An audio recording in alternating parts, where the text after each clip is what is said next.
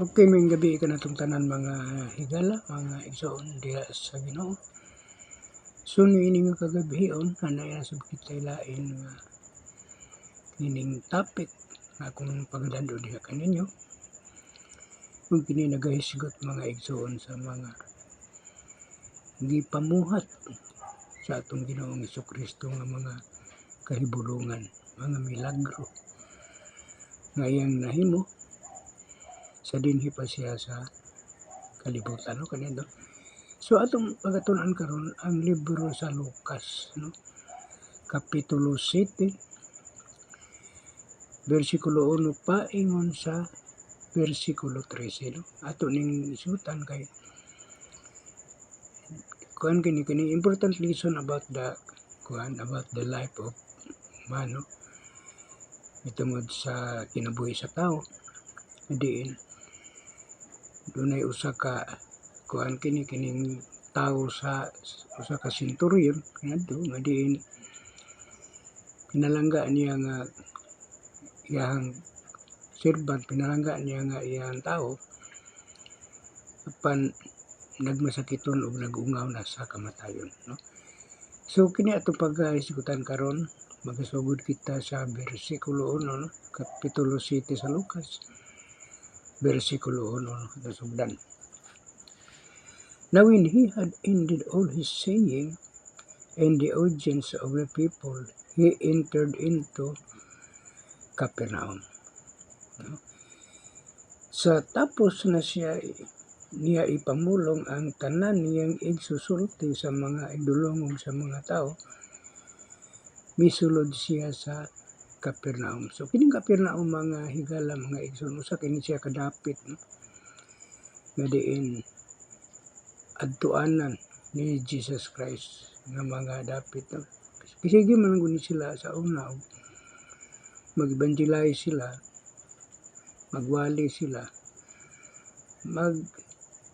adto sila sa nagkalain-lain nga lugar, no, uban ang iyahang mga tinunan.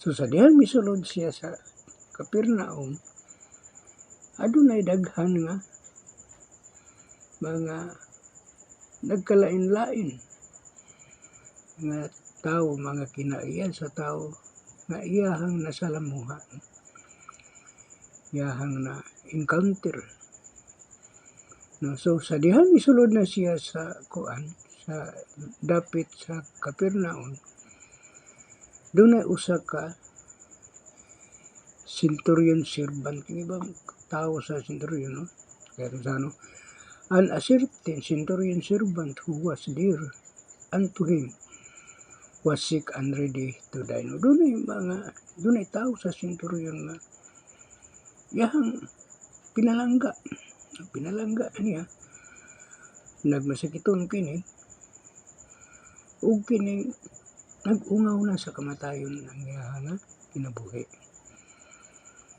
So sanglit lagi kay si Jesus Christ, ilado man kayo sa iyahang gipanghimo nga mga milagro, yung mga kahibulungan nga iyang gipanghimo kaniadto, nadungog siya, sumauto nga miingon ang centurion, no, padayon no, and when he heard of Jesus, he sent unto him the elders of the Jews, beseeching him that he would come and heal his servant. O sa nakadungog siya sa mahitungod kang Jesus Christ, yan gipaadto kaniya ang mga ansyano sa mga Hudiyo sa paghangyo kaniya aron unta siya mo adto sa pagluwas sa iyang ulipon. Gisugo niya mga ansyano sa mga Hudiyo nga ipaadto si Jesus Christ, no, hangyoon nga iyang adtuon ang iyahang tao, yung servant sa centurion, aron sa pagluwas, no, sa iyang kinabuhi. So at that time nahibalo na gid ang centurion nga mabuhi gid siya kung si Jesus Christ na ang mutambal kaniya, no. So kuan na ba kanang nailado na kaya ang iyahang kuan. So wala madugay, no, And when they came to Jesus, they besought him instantly, saying that he was worthy for whom he should do this. No? Ug sila sa pag-abot nila kang Hesus, nagpakiluoy kaniya sa hilabihan. Labihan gayud nga nagaingon, takos siya nga ikaw magabuhat ni ini alang kaniya. No? So, yun siya, kuan, kanang takos ka. Takos siya nga maghimo ni ini. No? Alang kaniya. For he loves our nation and he has built us a synagogue. No? Kay siya nahigugma sa atong nasod, ug siya gayud ang nagpatukod kanamo sa among sinaguga. No? So, giasoy sa maong ansyano, giasoy na dito ni Jesus Christ nga kanang tawhanan nahigugma sa ato ang nasod, ug siya pud mismo ang nagpatukod sa sinaguga. No, kini bang murag chapel, tiguman, no, gadiring mo siya mo nagpatukod, no. So iyang giasoy na ang tanan ngadto ni Jesus Christ. Then Jesus went with them, si Kristo miadto uban kanila, and when he has now that far from the house, the centurion sent friends to him, saying unto him, Lord, trouble not yourself, for I am not worthy that you should enter under my roof. No?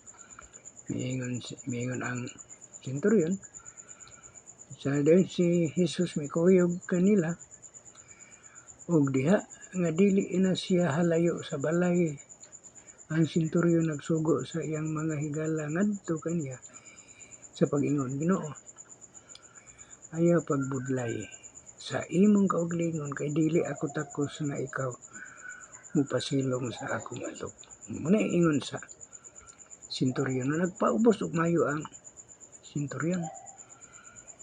No? So, mapalayan kita, no? Wherefore, neither thought I myself worthy to come unto you, but say in a word, and my servant shall be held. No?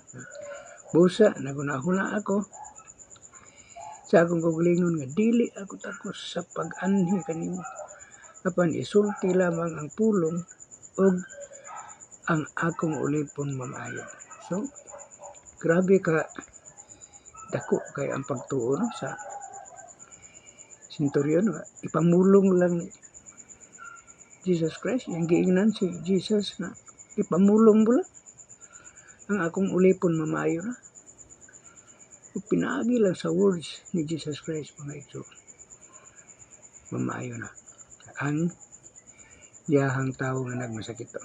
No, so atong ipadayon, for I also am a man sit under authority, having under me soldiers, and I say unto one, go, and he goes, unto another, come, and he comes, unto my servant, do this, and he does it. Kaya ako usab tao nga naa sa ilalom sa kagamhanan, ug ako adunay mga sundalo nga ubos sa akong pagmando, ug ako moingon sa usa, umadto ka, ug maadto siya, ug sa usa umari ka, ug maari siya, ug sa akong ulipon buhata kini, ug buhaton niya. No? So, muna giingon, giasoy sa centurion nga, sama ka nako, moingon ko sa akong mga tinunan, musugot dayo sa akong mga kadawhan, ug unsay akong igasulti, musugot dayon. So, yahang kuan ang istorya, ito ni Jesus ka, kung si Jesus mamulong, nga mamaayo ka, mamaayo po dayon, musugot dayon, no? So, ingon na ang yahang ingon.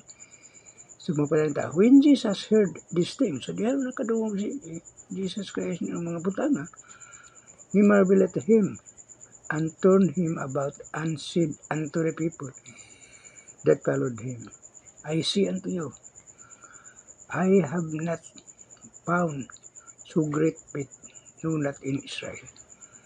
Wala pa siya makakita, makadungog, maka-encounter sa mga tao nga kadako sa pagtuo, no? I have not found so great faith, no, not in Israel, no?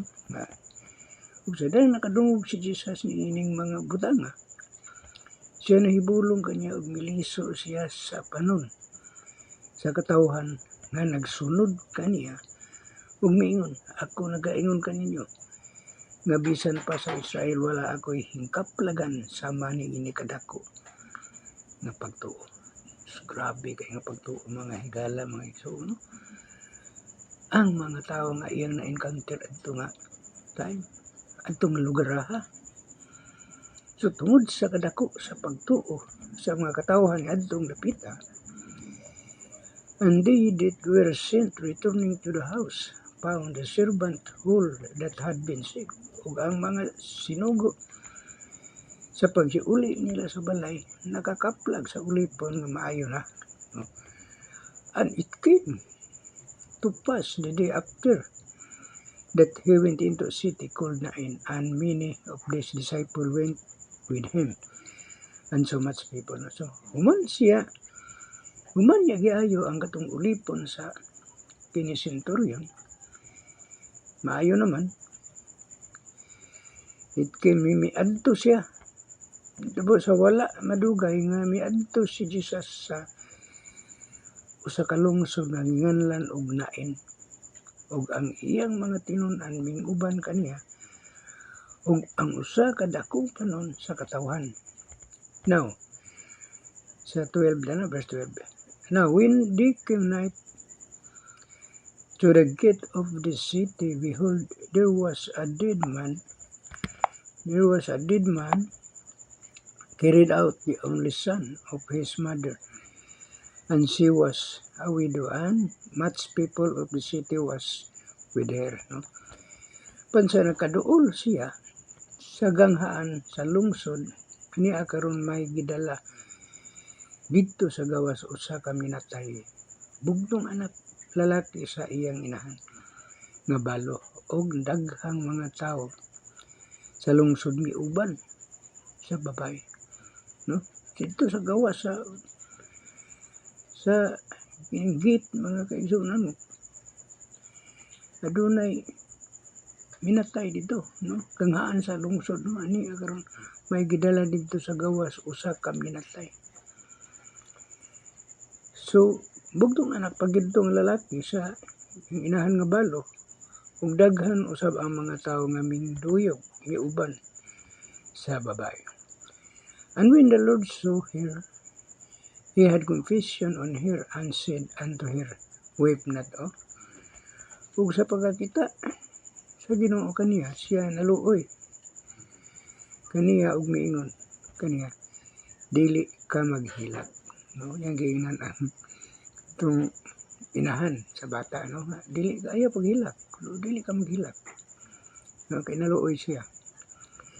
And he came and touched the bear, and they that bear him stood still, and he said, young man, I say unto you, arise, no? So iya lang di manduan ang minatay. Ug siya miduol ug mihikap sa andas, ug ang nanagyayong minghunong og siya miingon, batanon, ako nagaingon kanimo, tumindog ka. Lain na usab ang milagro nga gihimo ni Jesus Christ nga time, no? And he that was dead sat up and began to speak, and he delivered him to his mother. No? Kung ang namatay, mibangon o misugod sa pagsulti o gihatag siya ni Jesus sa iyang inahan. So niini mga kaigsunan, sa maong nga hitabo nga gihimo ni Jesus Christ, nga lain na usab nga kahibulongan, misamot na ang iyang pagkailado, no? And there came a fear on all, and they glorified God, saying that a great prophet has risen up among us, and that God has visited His people. Ug ang tanan diabot ug hadlok, ug sila na nagdaig sa Dios nga na nag-ingon, usa ka dakong manalagna itindog sa atong kinataliwan-an, ug ang Dios biduaw sa iyang katawan. So, ang nahitabo ni Jesus, gipanghimo ni Jesus Christ, mga milagro, mga katingalahan nga mga butang iyang gipanghimo. Apan bisan pa ni ana, wala gyapon siya tuhui ug tahura sa mga katawhan. Hinuon misamot pa hinuon ang ilahang kasuko. Madiin gibangbong butang-butangan siya og sala ug gilansang sa krus, no? So ang mao nga sugilanon mga higala, mga iso, nindot kayo, no? Atong nasabtan madiin atong